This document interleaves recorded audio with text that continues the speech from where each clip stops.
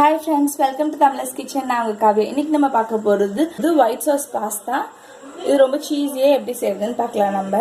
இது ஃபர்ஸ்ட் ஒரு panல பட்டர் போட்டுக்கலாம்.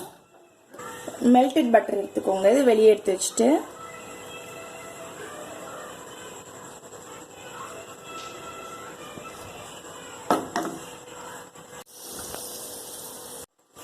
இப்போ ஒரு டேபிள் ஸ்பூன் பட்டர் வந்து நம்ம உருக்கிட்டோம். இது கூடவே கொஞ்சமா ஆலிவ் ஆயில். இந்த இட்டாலியன் டிஷ்ஷஸ்க்கு எல்லாமே ஆலிவ் ஆயில் நல்லா இருக்கும்.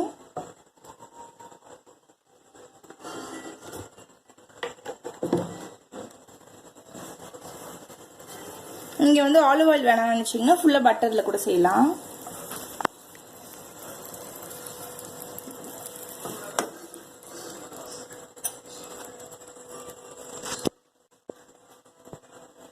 இப்போ இது கூட வந்து மைதா,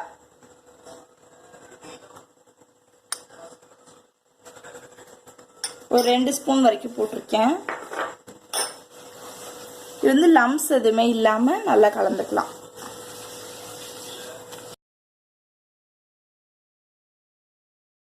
இப்போ இது லம்ஸ் இல்லாம நல்லா கலந்தாச்சு. இது கூட பால் விட்டுடலாம்.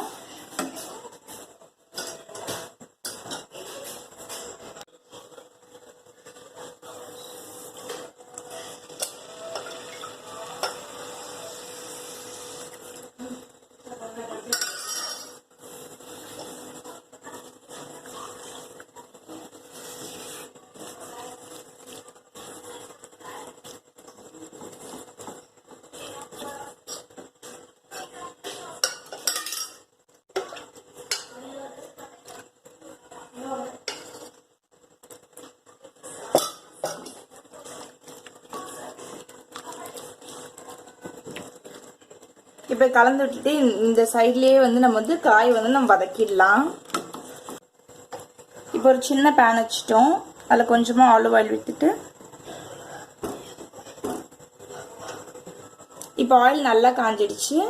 இதில் வந்து பொடி பொடியாக நறுக்குன பூண்டு,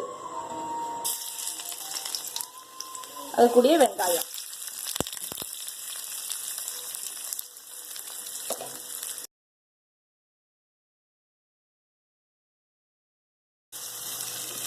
இது கூட பெல் பெப்பர்.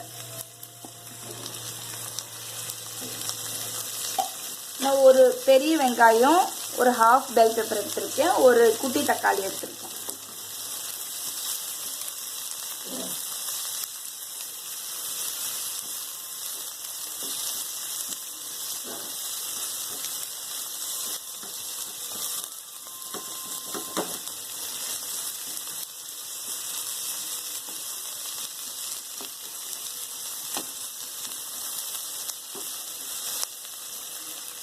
இது கூட தக்காளி.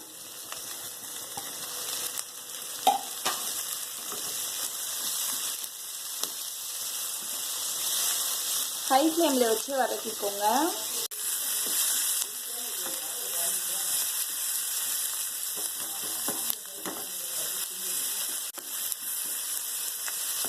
இது நல்லா ரோஸ்ட் ஆயிடுச்சு. இதை வந்து நம்ம ஸ்லோ பண்ணிடலாம்.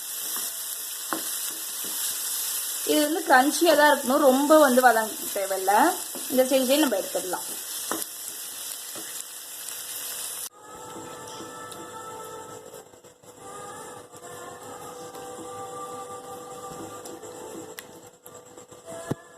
இது லம்ஸ் எதுவுமே இல்லாமல் நல்லா நம்ம கலந்துக்கலாம்.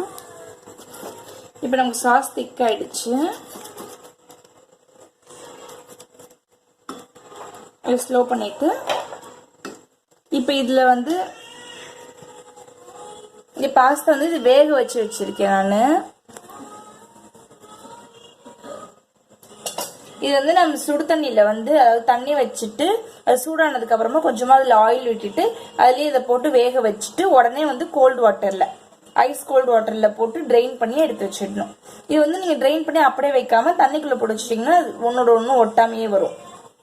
இது வேக வச்சோம்ல, அந்த ஸ்டாக் வாட்டர் நம்ம வீண் பண்ண வேணாம். அதுல வந்து நம்ம வந்து ஒரு சூப் செஞ்சிடலாம். இப்ப இதுல தண்ணி எல்லாமே ட்ரெயின் பண்ணிட்டு இதுல நம்ம விட்டுருவோம்.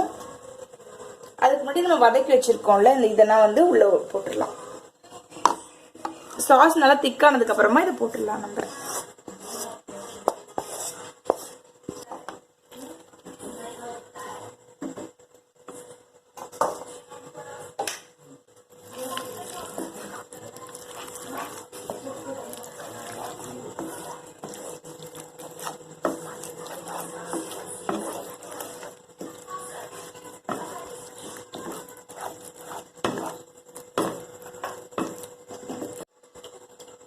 இப்போ தண்ணி, இந்த பாஸ்தாலுக்கு தண்ணி எல்லாம் வடிச்சிட்டு உள்ள போட்டுக்கலாம்.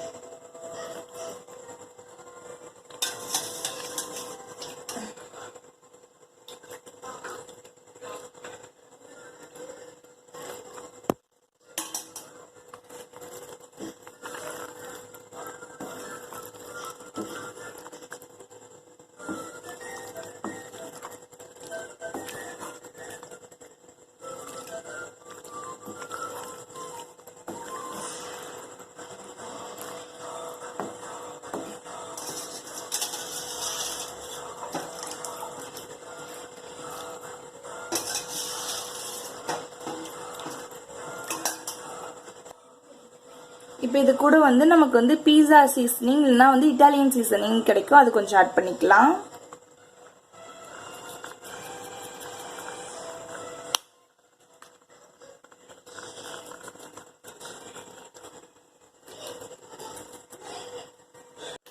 இது கூட சால்ட், நம்ம பாஸ்தா வந்து சால்ட் போட்டு தான் வேக வச்சோம், அதனால அதுக்கு ஏற்ற மாதிரி போட்டுக்கோங்க. இது கூட பெப்பர் தூள், ரஃபா கிரவுண்ட் பண்ண பெப்பர் தூள்.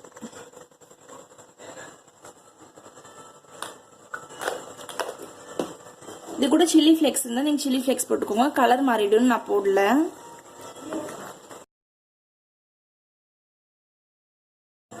இப்போ இது கூட கொஞ்சமாக சீஸ் போட்டுக்கலாம்.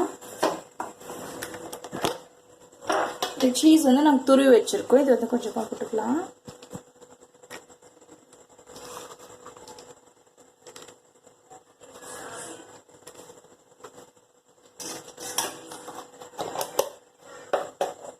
அது கூட வந்து பிளாக் ஆலிவ்ஸ்,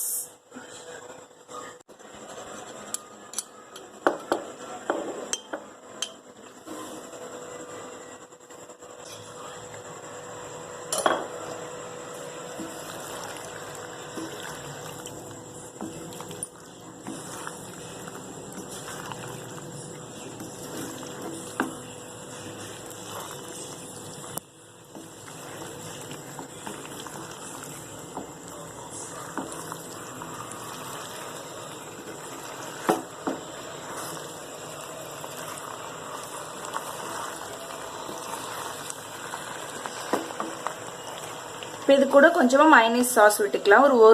ஒரு 1.5 டேபிள் ஸ்பூன் அளவுக்கு விட்டா போதும்.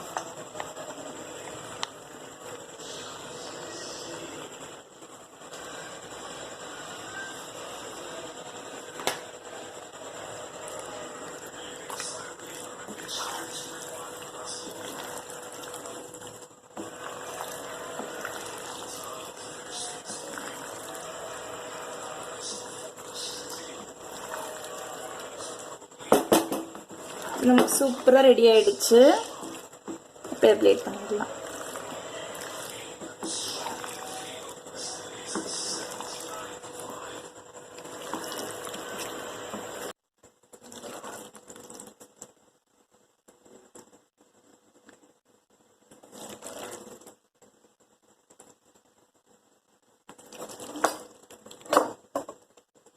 இப்போ நமக்கு சூப்பரா சீஸி ஒயிட் சாஸ் பாஸ்தா நமக்கு ரெடி ஆயிடுச்சு. மேலே டாப்பிங் வந்து கொஞ்சமாக ஆலிவ் போட்டு இது இட்டாலியன் சீசனிங் போட்டு இது ஃபினிஷ் பண்ணிடுங்க.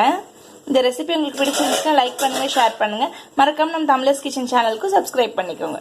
கூடவே பெல் பட்டனை கிளிக் பண்ணிக்கோங்க. ஸோ தட் இனிமேட் போகிற எல்லா வீடியோஸ்க்கு நோட்டிஃபிகேஷன் உங்களுக்கு உடனே வரும். தேங்க்யூ ஃபார் வாட்சிங்.